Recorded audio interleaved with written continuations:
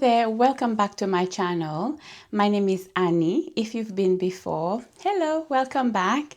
If this is your first time, thank you for stopping by today on this glorious spring day.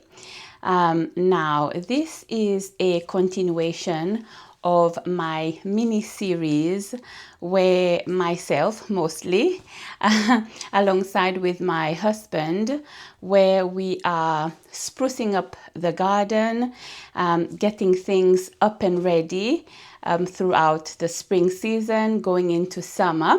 So hopefully come summer it will be lush and green and full of life out there.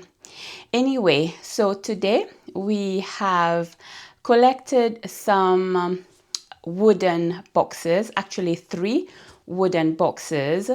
Those were being discarded. We collected them from a skip free of charge, and husband came up with the idea that we could use them, repurpose them as my little flower shelves, flower bedding that we are going to put together and place it onto our little decking area. Now, this video is basically to kind of give you ideas of how to repurpose things and use things for different purposes, basically. Now, like the saying goes, one man's trash is another man's treasure. So today, these little wooden boxes are going to be my little treasures for our garden. So let me step outside. Husband is getting everything sorted and ready for us to tackle this little DIY. So yeah, let's jump into it and get this done.